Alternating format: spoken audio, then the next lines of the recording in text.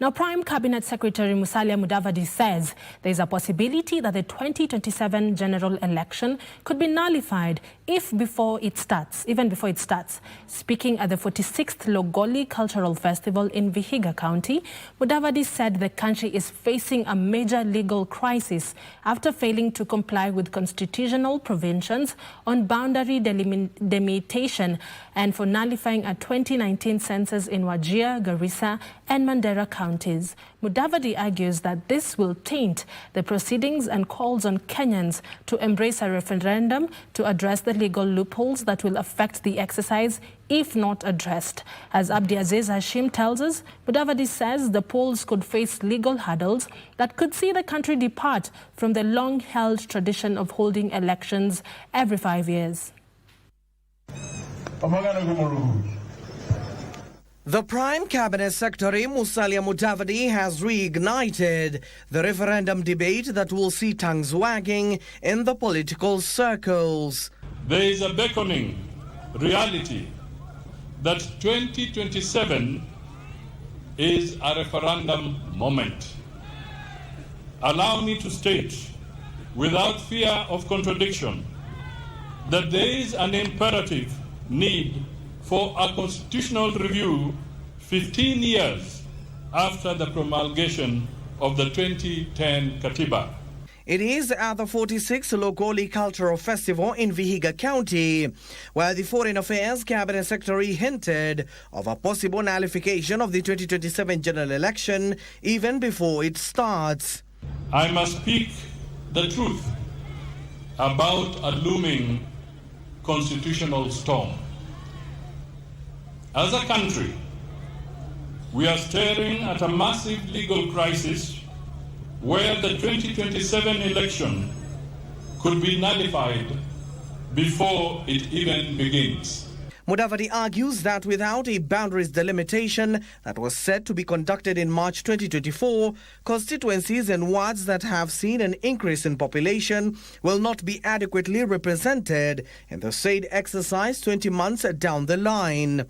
Our 2010 Constitution demands boundaries review every 8 to 12 years.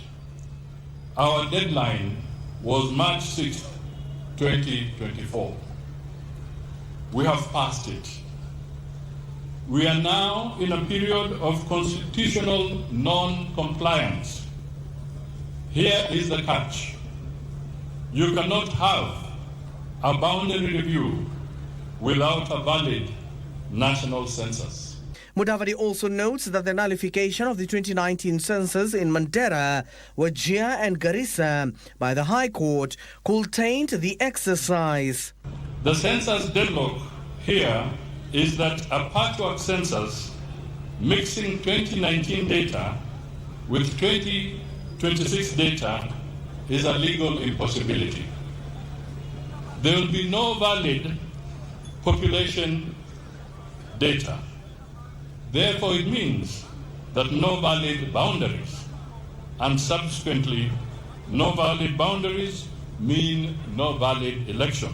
Mudavadi notes that this non-compliance with the 2010 Constitution could breed several legal petitions to the court that could see the country depart from the long-held tradition of holding elections every 5 years. Having noted that legal landmines that may hinder the delivery of the 2027 general elections and risk the nation departing from our long-held tradition of holding elections every 5 years, allow me to also bring forth more reasons for a beckoning reality that 2027 is a referendum moment.